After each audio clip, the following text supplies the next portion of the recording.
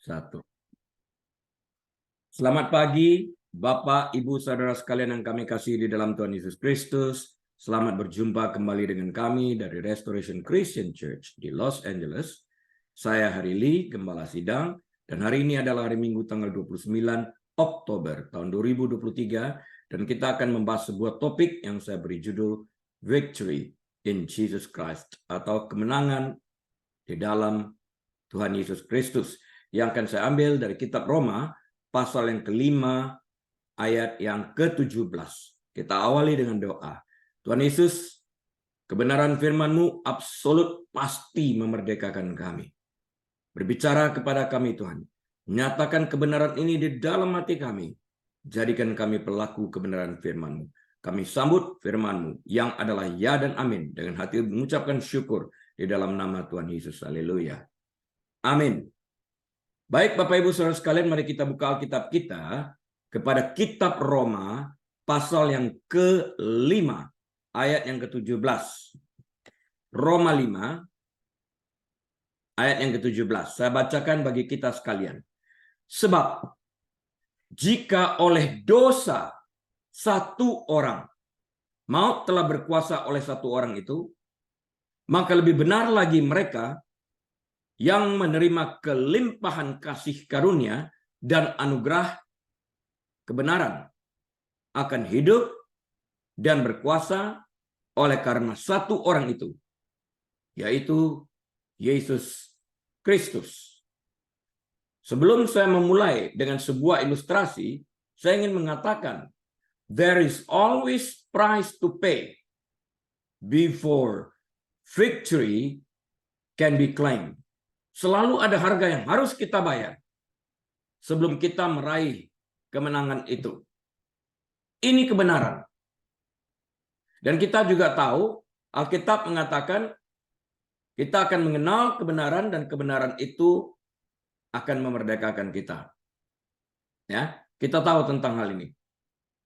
Yang penting adalah apakah kita siap menerima kebenaran yang menggiring kita ke dalam kemenangan di dalam Yesus Kristus ini. Saya akan saya awali dengan sebuah ilustrasi. Apa yang ada dalam pikiran kita sesungguhnya pada saat kita mendengar perkataan mati?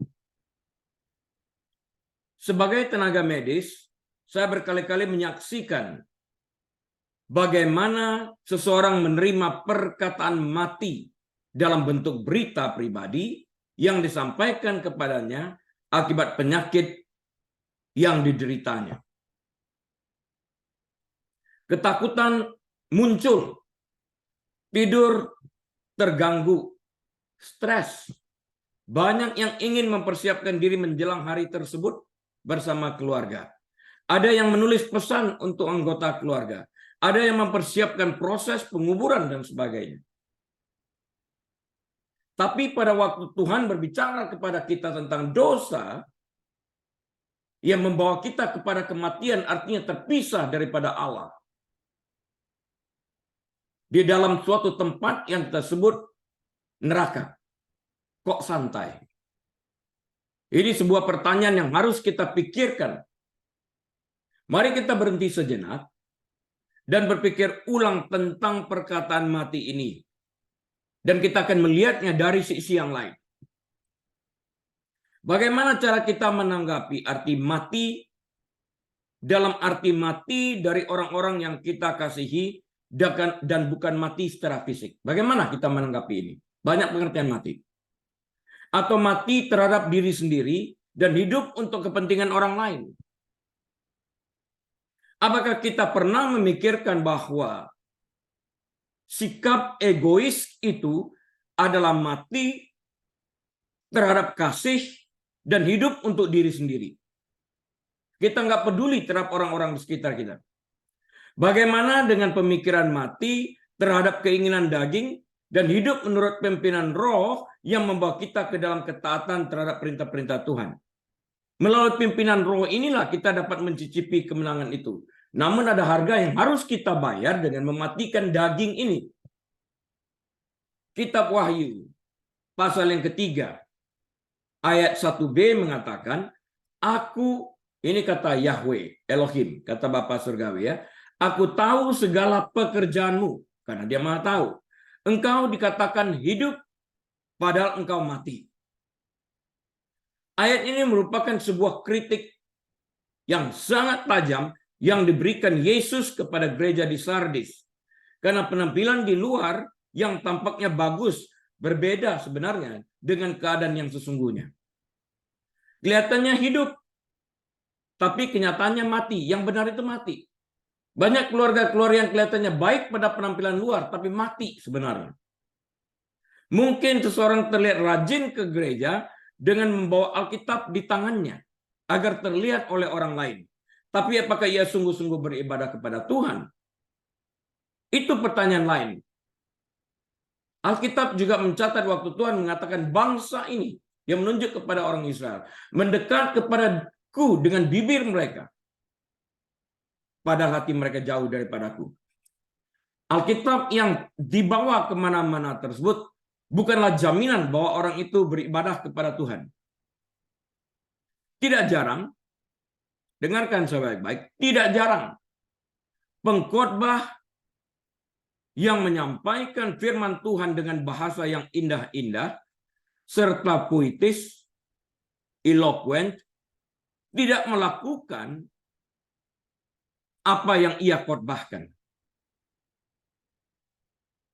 Mungkinkah, saya bertanya, mungkinkah lidah pengkhotbah ini dalam berbicara saat menyampaikan firman Tuhan berlari lebih cepat, lidahnya berputar lebih cepat, sehingga ia ketinggalan. Dan ia tidak dapat melakukan apa yang ia sendiri khotbahkan, apa yang ia sendiri ucapkan di atas pulpit. Jika demikian, bukankah lebih baik melihat khotbah daripada mendengarkan khotbah? Artinya, melihat apa yang dikhotbahkan itu dilakukan, bukan hanya sekedar didengungkan.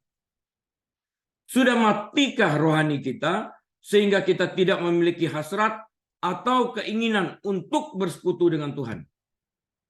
Mungkin kita masih datang ke ibadah setiap hari Minggu dengan Alkitab yang kita genggam erat di tangan kita. Namun hati kita jauh dari Tuhan. Atau bahkan sudah mati untuk beribadah dengan segenap hati kita. Kita tahu sesuatu yang salah, and yet despite segala pengetahuan Alkitab yang kita miliki, kita terjang dan kita lakukan sesuatu yang salah di mata Tuhan. Tapi tangan kita terangkat dengan mengatakan haleluya.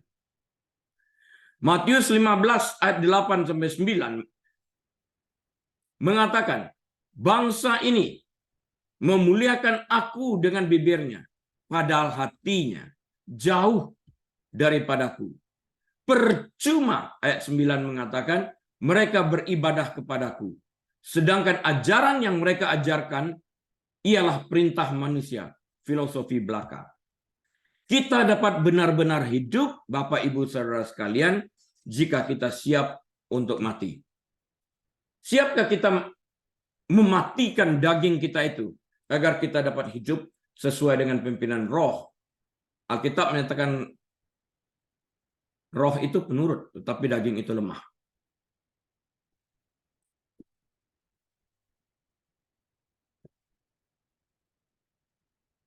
Bagaimana kita bisa meraih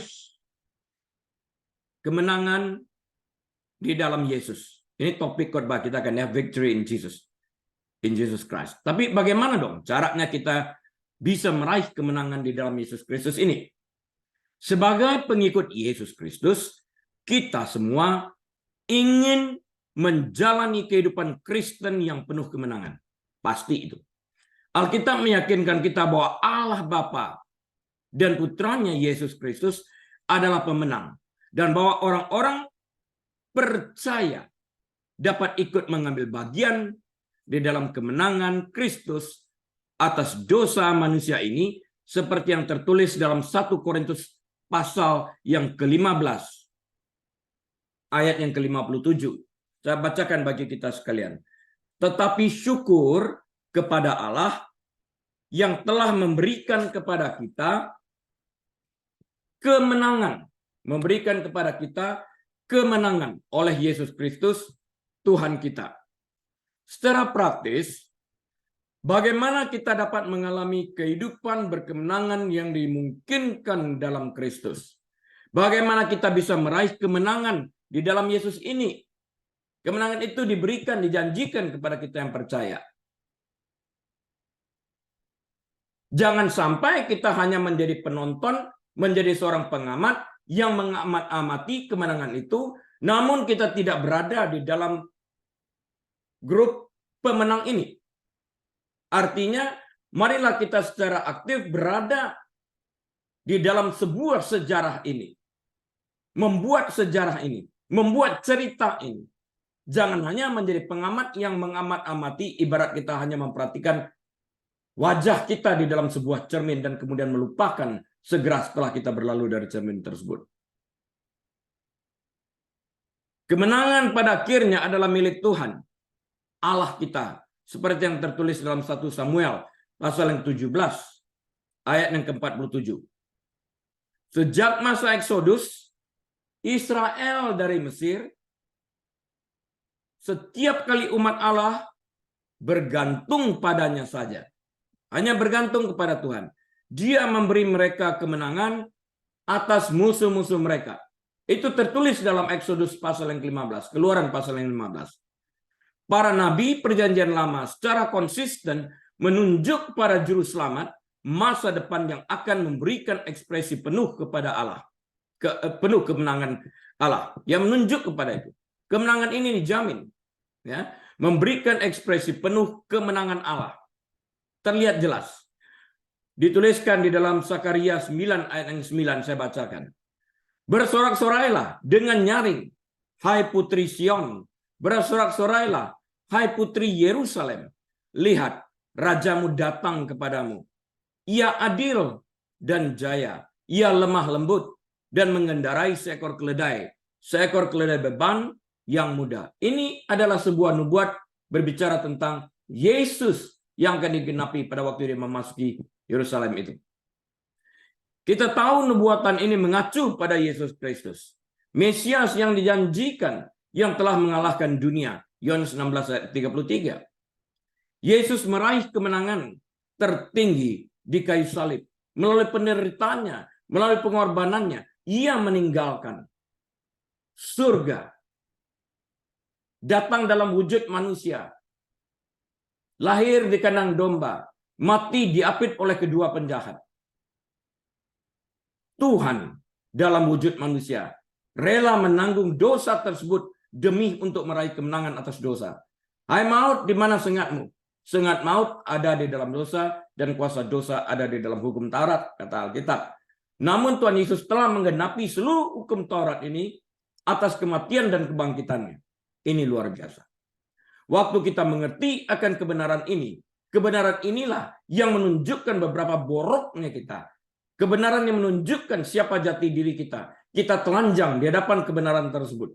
Waktu kita menerima kebenaran dan segala ketelanjangan, kejahatan, kebobrokan moral kita ini, kita dibebaskan. Karena kita akan segera beriktikat dan berupaya untuk menghasilkan buah yang sesuai dengan pertobatan itu. Itulah kemenangan di dalam Kristus. Para nabi perjanjian lama secara konsisten menunjuk pada juru selamat masa depan yang akan memberikan ekspresi penuh kemuliaan Allah ini. Telah saya sampaikan. Digenapi di dalam nubuatan ini digenapi dengan kelahiran, kematian, dan kebangkitan Yesus. Yesus meraih kemenangan tertinggi, kita katakan tadi. Orang berdosa yang percaya padanya ditebus dengan membayar upah dosa mereka dengan darahnya. Dan kuasa dosa serta kematian dipatahkan. Setelah penyalipan dan penguburan Kristus, dia bangkit dari kematian 3 hari kemudian. Dan sekarang kita ikut merasakan kemenangan itu. Setan mengira dia telah memenangkan pertarungan terakhir dengan kematian Kristus.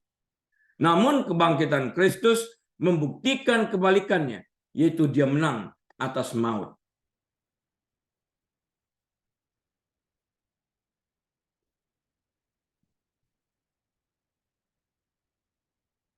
Satu Korintus pasal yang ke-15. Ayat 55 sampai 57 mengatakan, dan ayat ini menyatakan kemenangan Kristus atas maut. Saya bacakan. 1 Korintus 15 ayat 55 sampai 57. Hai maut, di manakah kemenanganmu? Hai maut, di manakah sengatmu?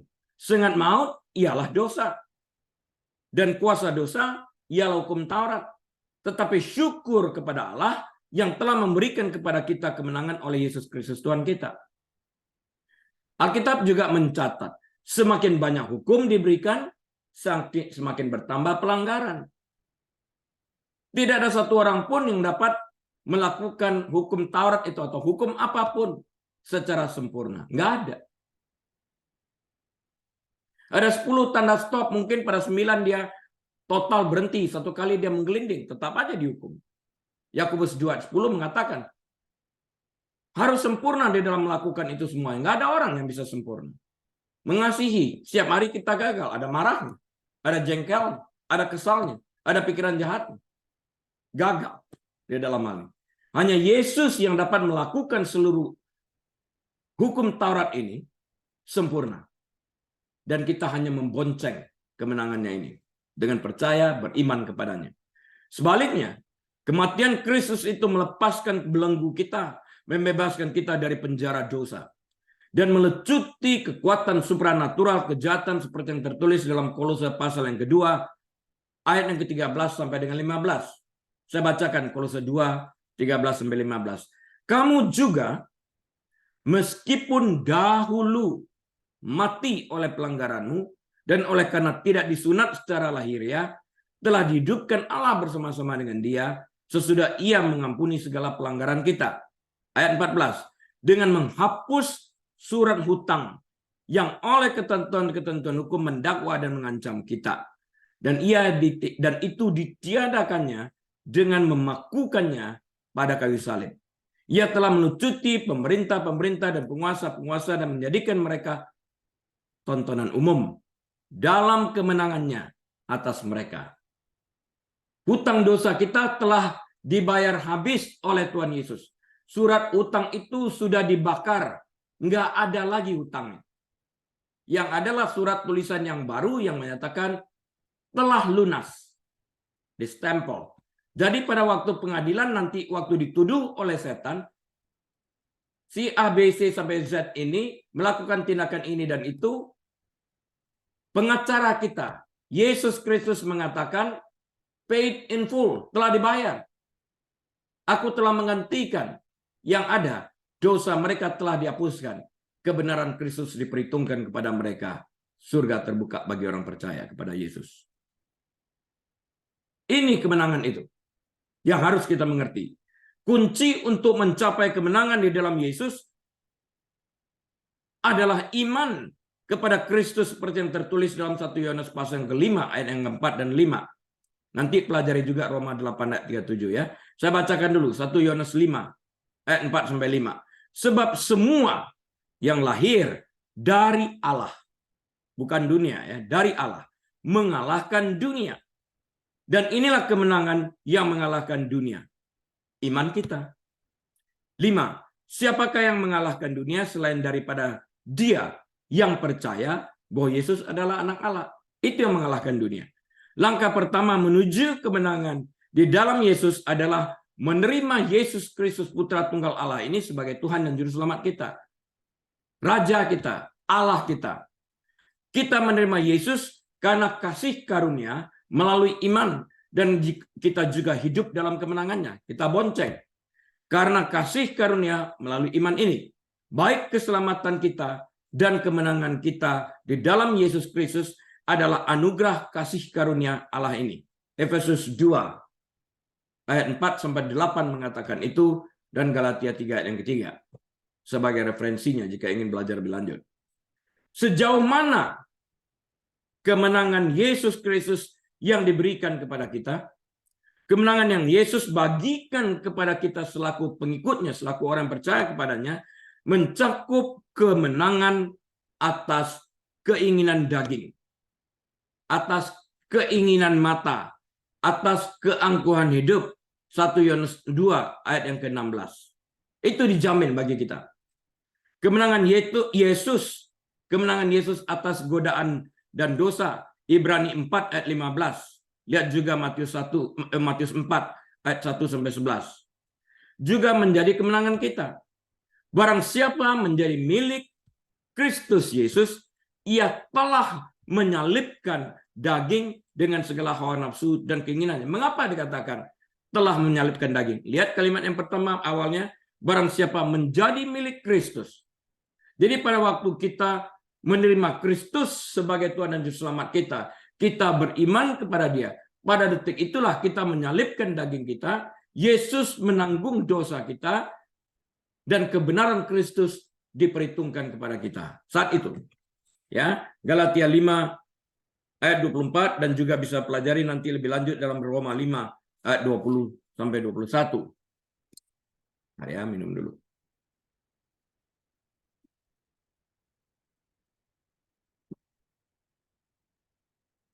Rasul Yohanes menjelaskan lebih lanjut dalam 1 Yohanes pasal yang pasal yang ketiga ayat 5 sampai 8. 1 Yohanes pasal yang ketiga ayat 5 sampai 8. Saya bacakan. Dan kamu tahu bahwa Ia telah menyatakan dirinya supaya Ia menghapus segala dosa, dan di dalam Dia tidak ada dosa. 6. Karena itu setiap orang yang tetap berada di dalam Dia tidak berbuat dosa lagi.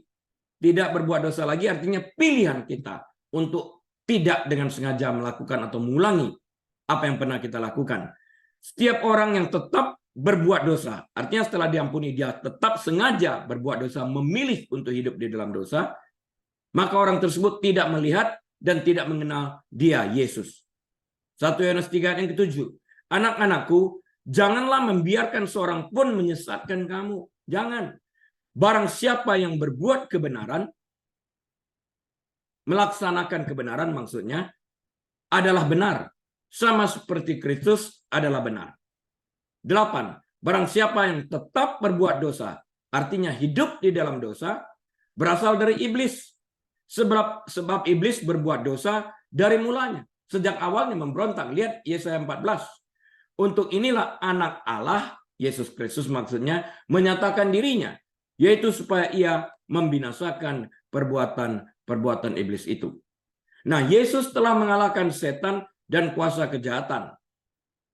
Dan Dia, Yesus, berbagi kemenangan itu dengan kita. Dia bagikan. Kita yang percaya kepada Dia berada di dalam grup itu. Kemenangan yang dialami Yesus merupakan kemenangan kita. Kita lebih dari pemenang. Artinya kita nggak usah berperang, kita mencicipi kemenangan itu. Dia yang berperang bagi kita. Namun, setelah kepada kita diberikan kemenangan tersebut, bagaimana cara kita mempertahankan kemenangan tersebut? Ada harga yang harus kita bayar dengan mematikan setiap hari keinginan daging ini. Ya, kita terluka dalam berjuang melawan. Itu yang dikatakan Rasul Paulus. Segala yang baik yang ada padaku yang ingin kulakukan, justru tidak aku lakukan. Segala yang jahat, yang tidak baik, yang tidak ingin aku lakukan, itu yang kulakukan. Manusia celaka aku. Kata. Siapa yang dapat membebaskan aku dari tubuh yang fana ini? Kemudian dia jawab, Yesus Kristus. Artinya, kita setiap hari harus melekat kepada Yesus Kristus yang menjamin memberikan kemenangan pada saat kita memilih untuk setia kepada Dia. Lukas 10 ayat 18-19 mencatat tentang kemenangan Kristus ini. Lalu kata Yesus kepada mereka, aku melihat iblis jatuh seperti kilat dari langit. Wow. 19. Sesungguhnya aku telah memberikan kuasa kepada kamu untuk menginjak ular dan kalajengking dan kuasa untuk menahan kekuatan musuh. Sehingga tidak ada yang dapat membahayakan kamu. Ini kemenangan dijamin ini. Enggak ada sesuatu yang dapat membahayakan kita. Karena kuasa diberikan kepada kita yang percaya kepada Kristus untuk menahan kekuatan musuh. Dapat dipelajari lebih lanjut di dalam Efesus pasal yang pertama ayat 21 dan 22 ya sebagai referensinya. Penulis kitab Ibrani menjelaskan bahwa Yesus mengambil wujud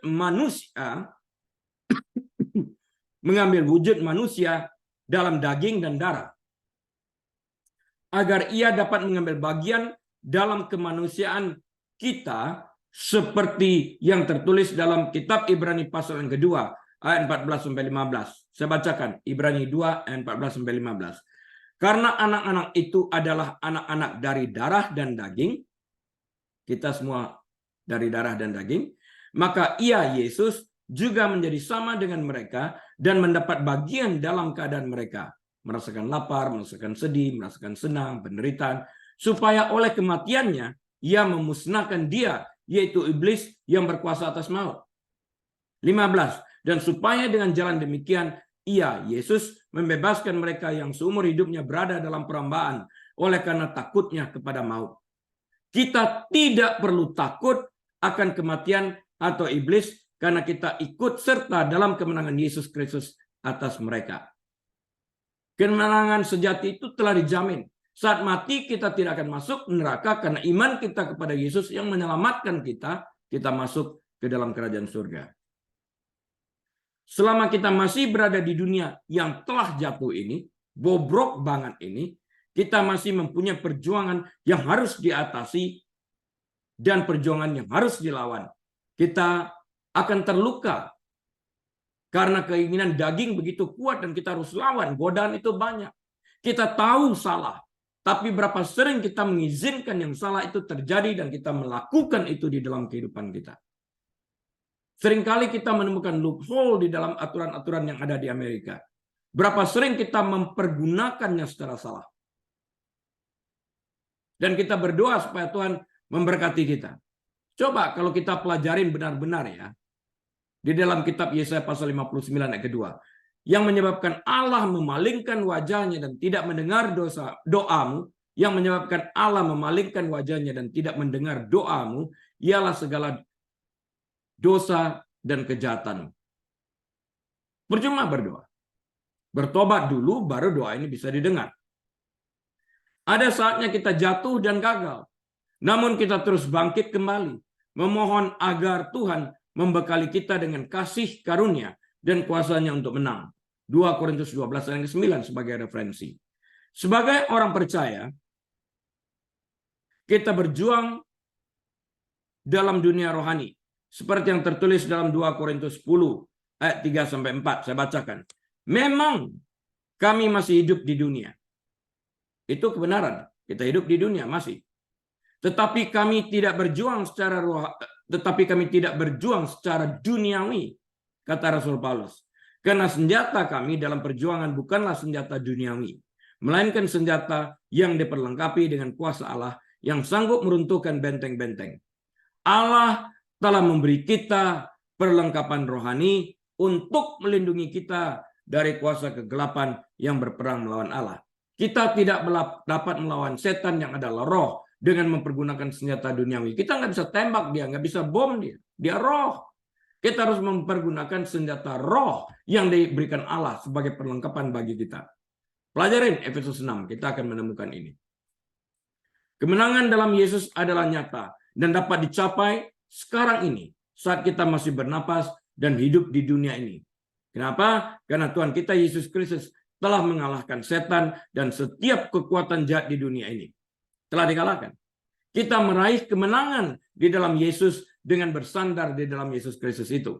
Dan mempercayai dia untuk menang bagi kita. Roma 5 ayat ke-17. Selama kita masih berada di dunia ini, masih berada di bumi ini, kaki kita masih berpijak kepada bumi ini, Tuhan memerintah dengan kemenangan melalui mereka yang telah dilepaskan dari kerajaan kegelapan dan dipindahkan ke dalam kerajaan terangnya yang mulia. 1 Petrus 2 ayat ke-9. Namun, suatu hari, Bapak Ibu Saudara sekalian, akan tiba ketika kemenangan Yesus akan sepenuhnya terwujud dan dirayakan di langit dan bumi yang baru. Yerusalem baru. Yesaya 25 ayat 8 menubuatkan ini. Ia akan meniadakan maut untuk seterusnya. Ia telah mengalahkan maut, kita lihat sejak kebangkitannya. Dan Tuhan Allah akan menghapuskan air mata daripada segala muka. Nggak ada lagi air mata. Kitab Wahyu menjamin ini. Dan aib umatnya akan dijauhkannya dari seluruh bumi. Sebab Tuhan telah mengatakannya. Yesaya 25 ayat yang ke-8.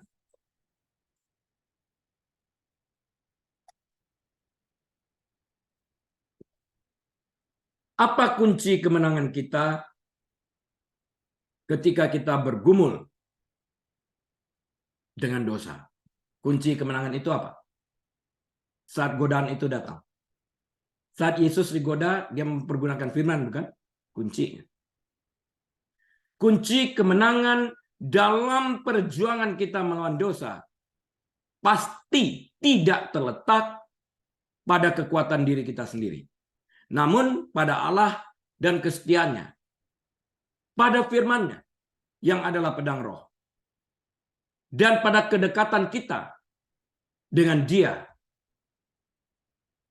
yang mampu meluputkan kita dari segala ikhtiar yang jahat. Kita lihat dalam Mazmur 145. Mazmur 145 ayat 18 saya baca. Tuhan dekat pada setiap orang yang berseru kepadanya. Pada setiap orang yang berseru kepadanya dalam kesetiaan. Bukan sesekali. Setia kita terus menjerit, berdoa, berpuasa, merenungkan firman Tuhan sebagai pedang roh kita. Tidak ada jalan keluarnya. Kita semua bergumul melawan dosa. Roma 3:23. Bahkan Rasul Paulus, saya katakan tadi, juga meratapi pergumulannya yang terus menerus setiap hari melawan dosa dalam hidupnya seperti yang tertulis dalam Roma 7 ayat 18-20. Ini ayat penting untuk kita renungkan. Roma 7 ayat 18 dan 20. Catatkan ayat ini ya. Roma 7 ayat 18-20. Sebab aku tahu, kata Rasul Paulus, bahwa di dalam aku, yaitu di dalam aku sebagai manusia, tidak ada sesuatu yang baik. Sebab kehendak memang ada di dalamku. Kehendak untuk berbuat baik itu ada. Tetapi bukan hal yang berbuat apa yang baik. Yang ada itu sesuatu yang jahat, katanya. Sebab bukan apa yang aku kehendaki, yaitu yang baik, yang aku perbuat, melainkan apa yang tidak aku kehendaki, yaitu apa yang jahat, yang aku perbuat. Ayat 20. Jadi jika aku berbuat apa yang tidak aku kehendaki, maka bukan lagi aku yang memperbuatnya, tetapi dosa yang diam di dalam aku. Perjuangan Paulus melawan dosa sungguh nyata. Sedemikian rupa sehingga dia berteriak, aku manusia celaka, katanya. Siapakah yang akan melepaskan aku dari tubuh maut ini? Itu Roma 7 ayat 24. Namun pada ayat berikutnya, Rasul Paulus menjawab pertanyaannya sendiri dan juga pertanyaan kita dalam Roma 7 ayat 25a, syukur kepada Allah oleh Yesus Kristus Tuhan kita. Dia yang melepaskan kita dari ini. Dalam ayat ini, Paulus tidak hanya memberi kita kunci kemenangan ketika kita bergumul melawan dosa, namun juga menjelaskan teka-teki yang tidak ada habisnya antara sifat dosa dan sifat rohani kita. Jadi dengan akal budiku, kata Rasul Paulus, aku melayani hukum Allah, tetapi dengan tubuh insaniku, aku melayani hukum dosa. Aku perlu Yesus. Dia simpulkan. Yang dapat meluputkan aku dari ini. Ya. Yang ingin saya tekankan, saya akan mengulang mengutip Roma 7 ayat 20 karena sering dipakai secara salah. Orang bermain victim mempergunakan ayat ini. Saya baca ya Roma 7 ayat 20.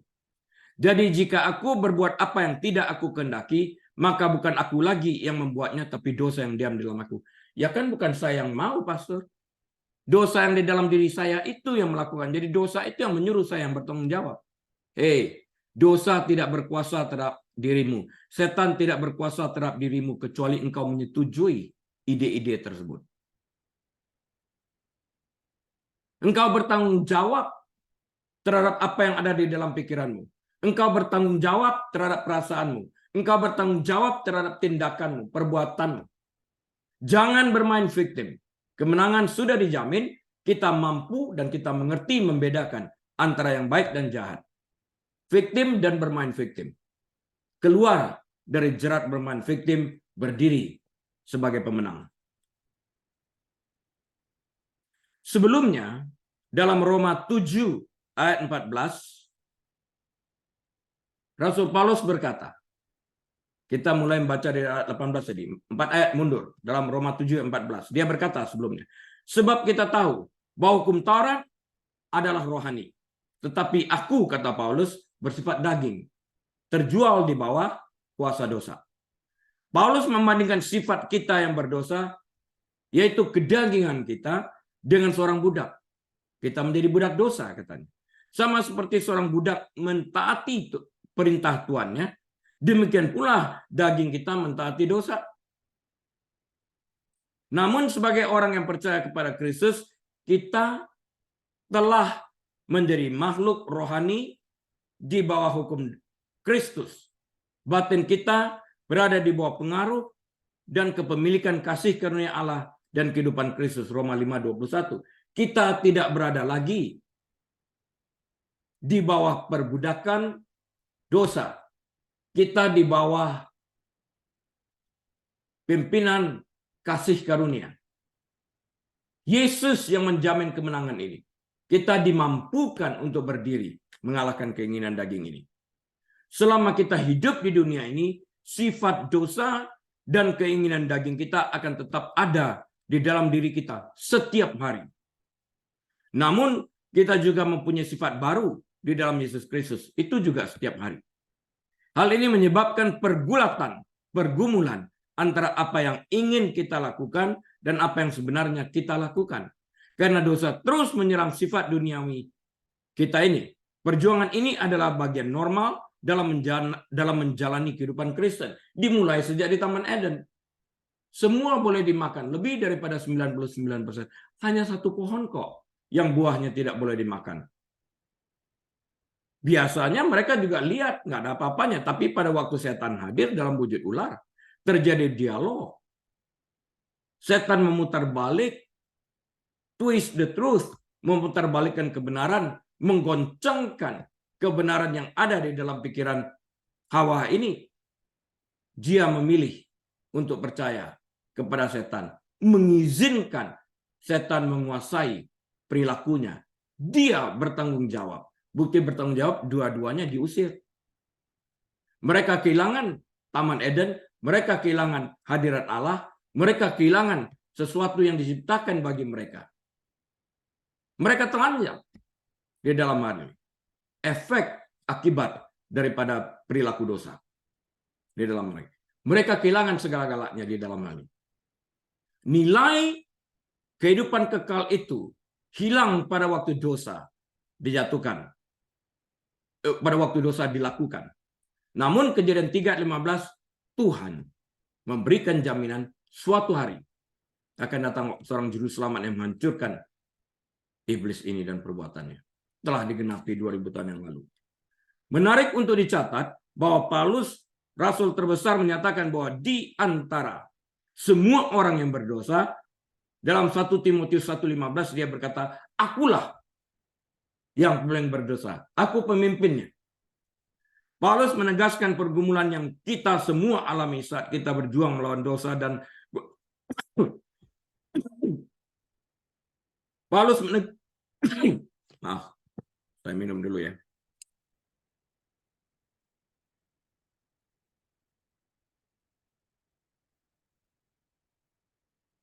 Paulus menegaskan pergumulan yang kita semua alami saat kita berjuang melawan dosa dan godaan dalam hidup kita. Perjuangan ini nyata dan melemahkan kita. Kadang-kadang kita mengalami burnout, terus-menerus daging itu berbicara kepada kita. Kita menjadi lelah karena pencobaan yang tidak ada habisnya dan kehilangan kemuliaan Tuhan. Tapi Tuhan berkata, Tuhan tidak pernah mengizinkan pencobaan yang diberikan iblis itu melebihi batas kemampuan kita. Kita harus mendekatkan diri kita kepada sumber segala-galanya ini. Dari sana kita mendapatkan kemenangan dan jaminan. Intinya, Paulus mengatakan kepada kita bahwa kita tidak perlu berpura-pura bahwa kita tidak tersentuh oleh pergumulan kita.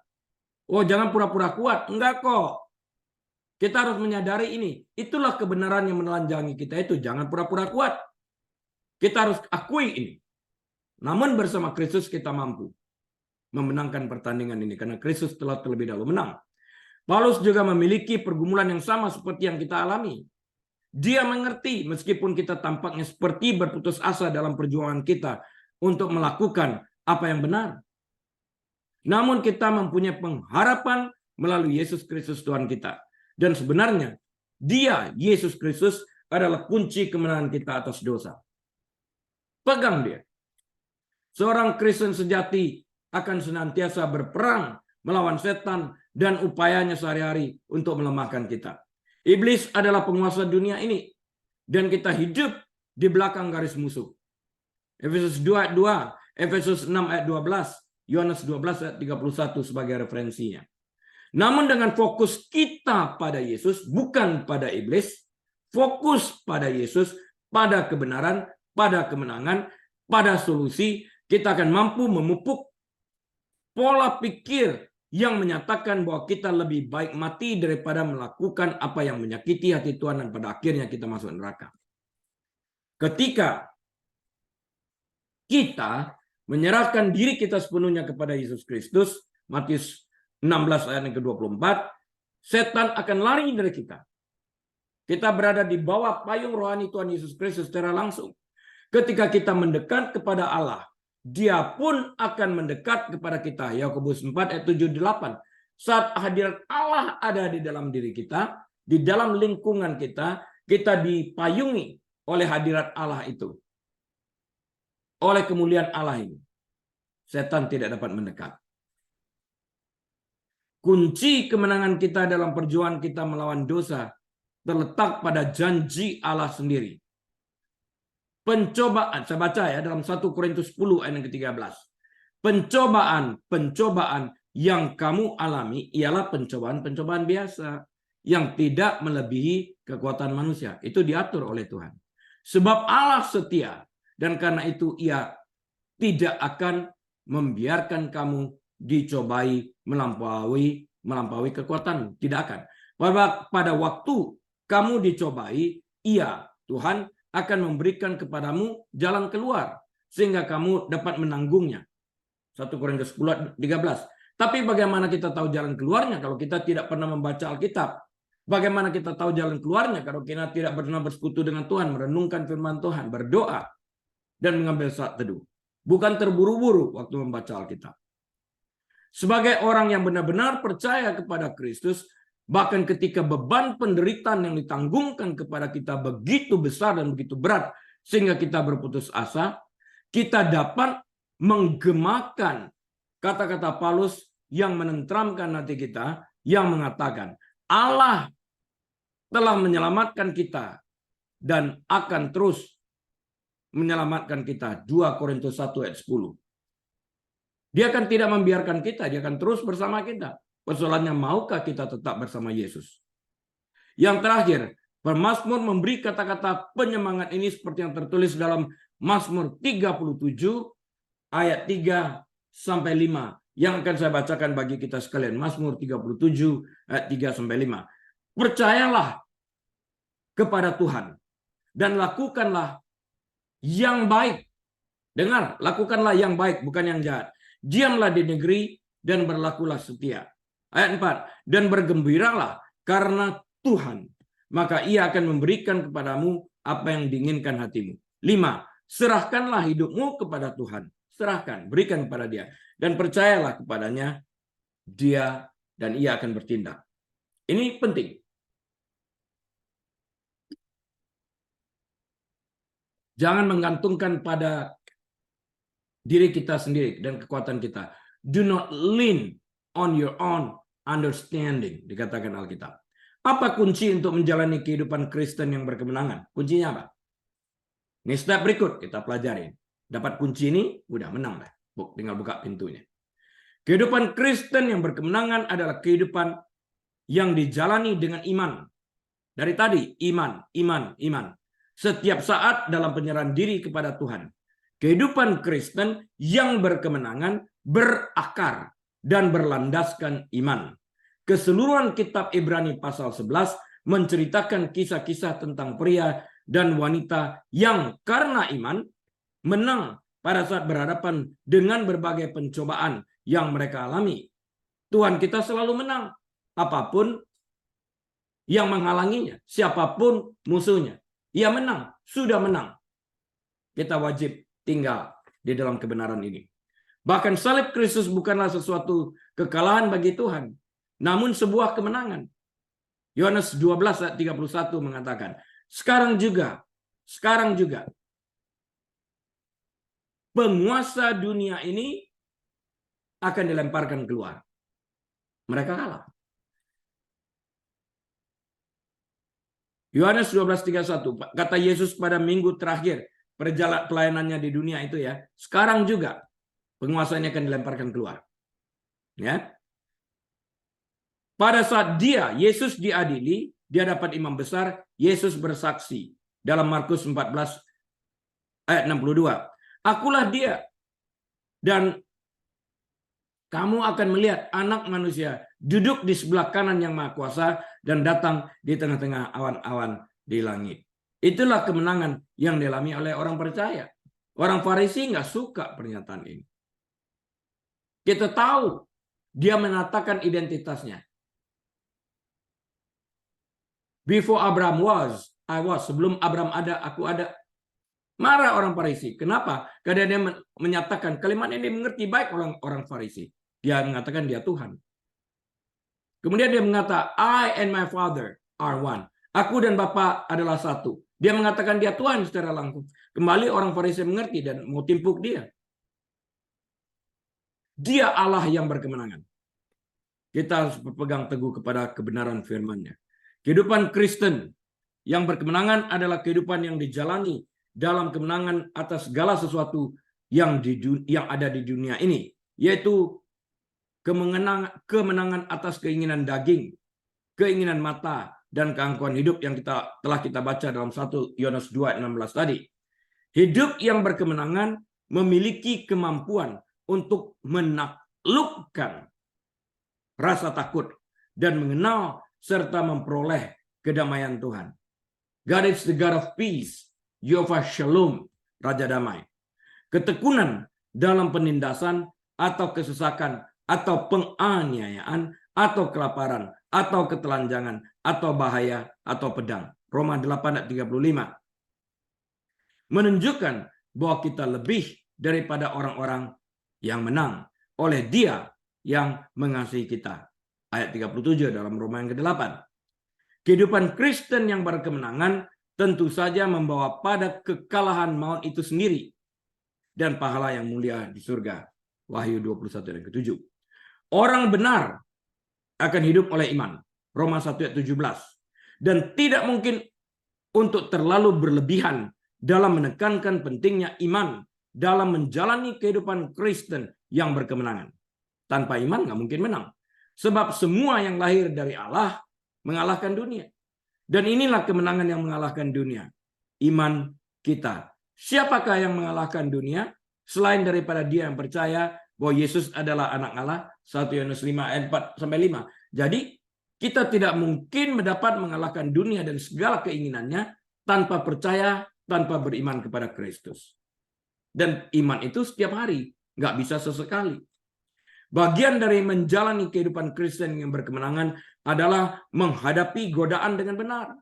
1 Korintus 10 ayat 13 mengatakan, pencobaan-pencobaan yang kamu alami ialah pencobaan-pencobaan biasa yang tidak melampaui, tidak melebihi kekuatan manusia. Sebab Allah setia dan karena itu Dia tidak akan membiarkan apa? Dia tidak akan membiarkan kita dicobai melampaui batas kemampuan kita. Pada waktu kamu dicobai, Ia akan memberikan kepadamu jalan keluar sehingga kamu dapat menanggungnya. Selalu ada solusi. Solution oriented. Bukan problem oriented. Dalam konteks ayat ini, Paulus sedang berbicara kepada gereja yang dikelilingi oleh penyembahan berhala dan godaan.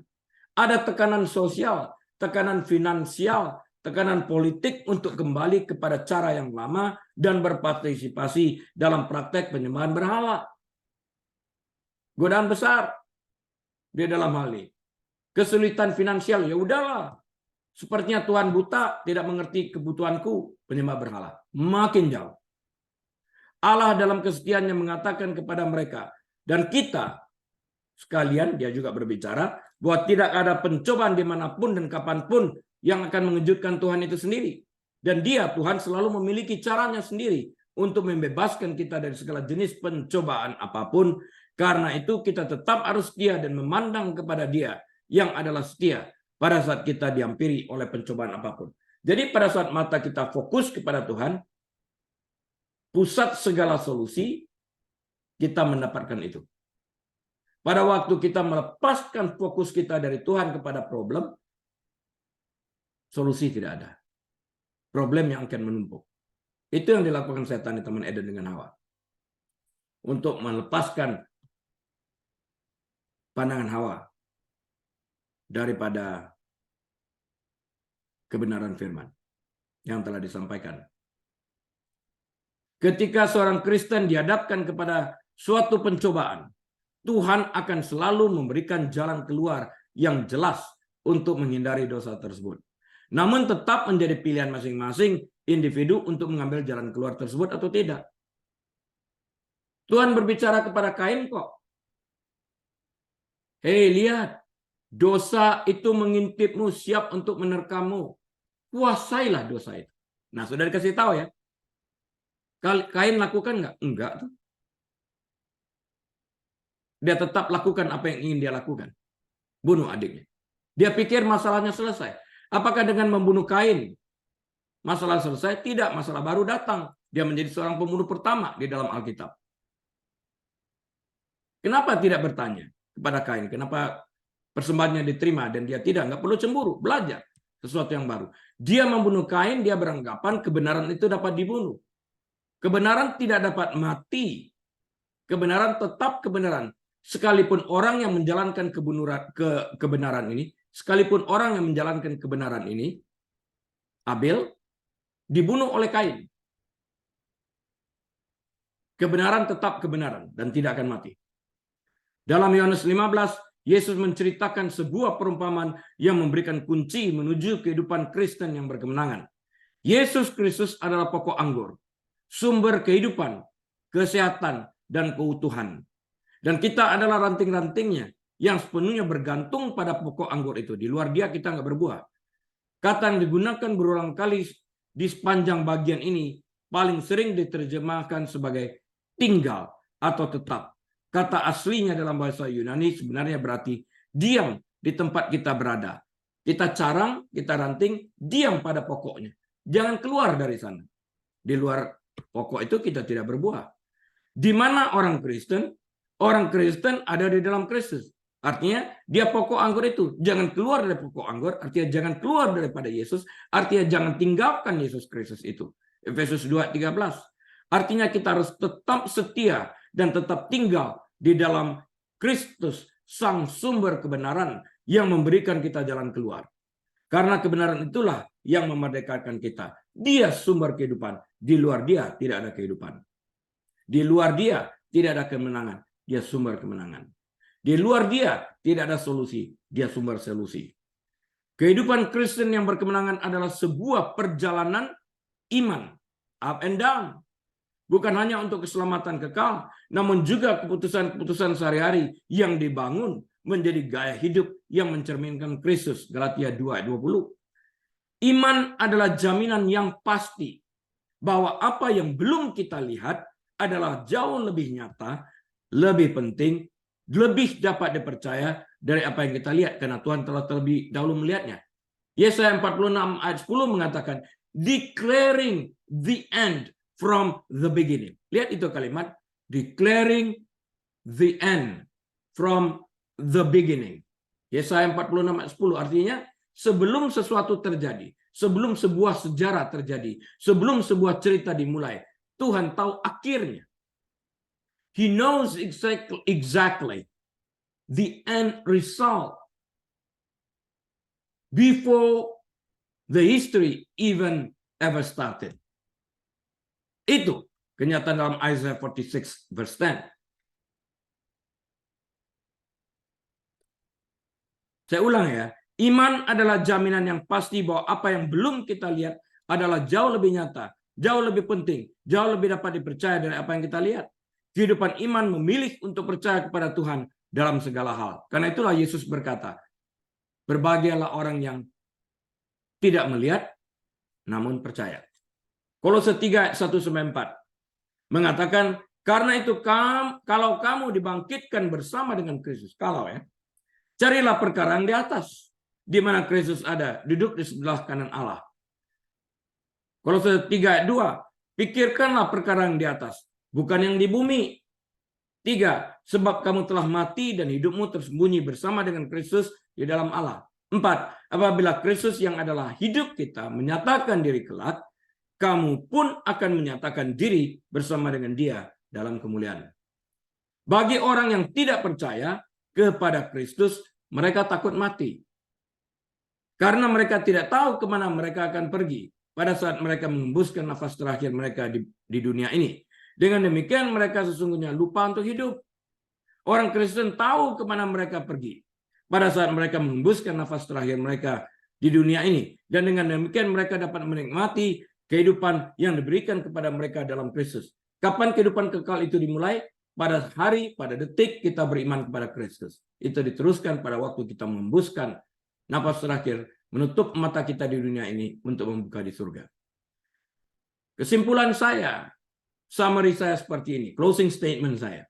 Kehidupan Kristen yang berkemenangan dijalani dengan pandangan yang tertuju pada hal-hal surgawi, bukan hal-hal duniawi. Yesus adalah teladan kita dalam hal ini seperti yang tertulis dalam Ibrani 12 ayat kedua dan ketiga. Marilah kita melakukannya dengan mata yang tertuju kepada Yesus yang memimpin kita dalam iman dan yang membawa iman kita itu kepada kesempurnaan. Yang dengan mengabaikan kehinaan, tekun memikul salib, ganti sukacita yang disediakan bagi Dia yang sekarang duduk di sebelah kanan tahta Allah. 3, ingat selalu akan Dia yang tekun menanggung beban yang sehebat itu terhadap dirinya dari pihak orang-orang berdosa, supaya jangan kamu menjadi lemah dan putus asa. Pandang Yesus terus. Kehidupan kekal orang percaya terjamin di dalam Yesus Kristus. Kita juga berada di sebelah kanan Allah karena iman. Orang Kristen yang menang adalah orang yang hidup dalam kenyataan ini.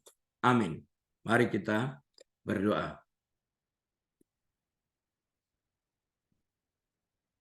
Bapa, hamba-Mu telah berhenti berbicara, Engkau melanjutkan melalui Roh-Mu yang kudus, terus berbicara dalam hati pribadi lepas pribadi. Dan bagi mereka yang akan mendengarkan melalui layanan YouTube, berkati mereka juga ya Tuhan. Jemaat yang dikasihi Tuhan, mari kita angkat kedua tangan kita, buka pintu hati kita, terimalah berkat Tuhan. Tuhan memberkati engkau dan melindungi engkau. Tuhan menyinari engkau dengan wajahnya dan memberi engkau kasih karunia. Tuhan menghadapkan wajahnya kepadamu dan memberi engkau damai sejahtera.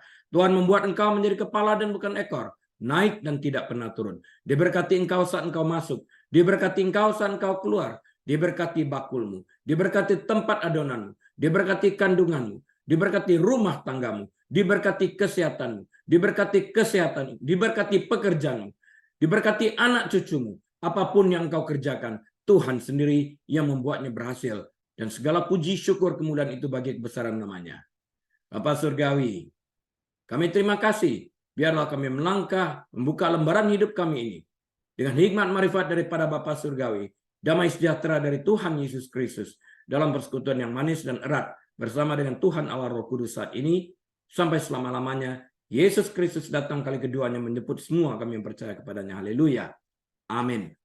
Baik, Bapak Ibu Saudara sekalian, kebaktian telah selesai. Kita akan melangkah melanjutkan kebenaran firman Tuhan ini. Atas izin Tuhan, kita akan berjumpa kembali minggu depan, jika Tuhan belum datang. Tuhan Yesus memberkati. Shalom.